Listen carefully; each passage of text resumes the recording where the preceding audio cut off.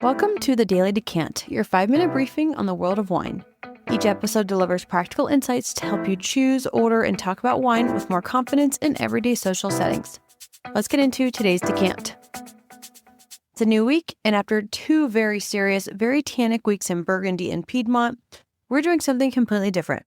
This week is Sparkling Wine Week, and we're going to cover Champagne, Cava, Prosecco, Cremant, and Piedmont. The full spectrum of sparkling wine from the most prestigious to the most unconventional. I'm really excited about this one. So let's start at the beginning. First, the attitude problem. Sparkling wine has a perception issue in a lot of households. It gets pulled out on New Year's Eve, maybe a birthday or for a wedding toast, and then it goes back into the mental special occasion box for another year. That's a completely backwards way to think about it. Sparkling wine is, in many ways, the most versatile wine category that exists.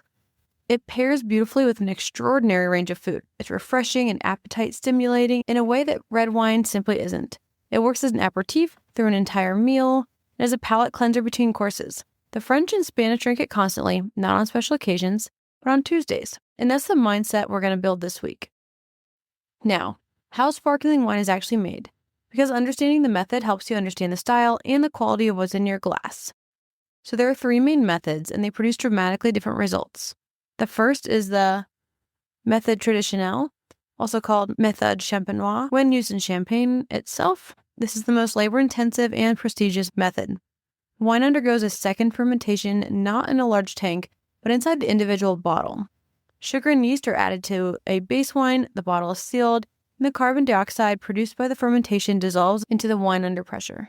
The wine then ages on the dead yeast cells called lees, which give it that characteristic toasty, biscuity, complex quality. The longer it ages on the lees, the more complex it becomes. This method is used for Champagne, Cava, Cremant, and many of the world's finest sparkling wines.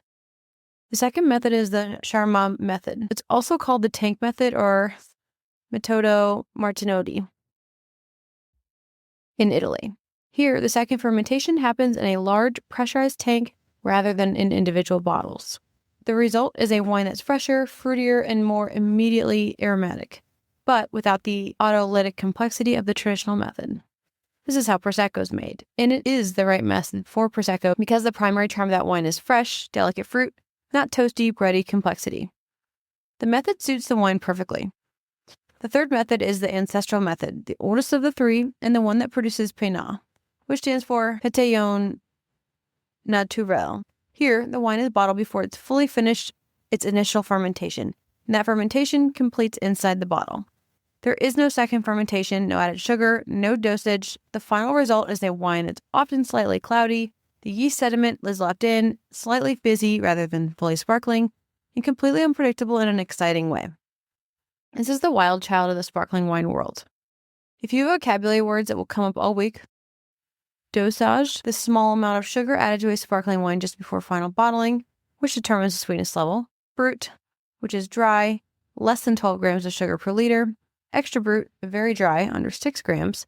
Zero dosage, or brut nature, bone dry, no sugar added at all. Demi-sec, noticeably sweet. And disgorgement, the process of removing the yeast sediment from the bottle after lees aging. Lees aging, the time a sparkling wine spends in contact with the dead yeast cells, which builds complexity and that biscuity, toasty character. And terroir, which applies to sparkling wine just as much as it does still wine, particularly in Champagne.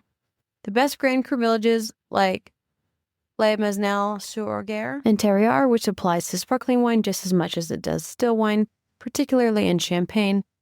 The best Grand Cru villages like Les Mesnil-sur-Orge or Ambonnet produce wines that taste like nowhere else in the region. That specificity is part of what makes this category so endlessly rewarding to explore.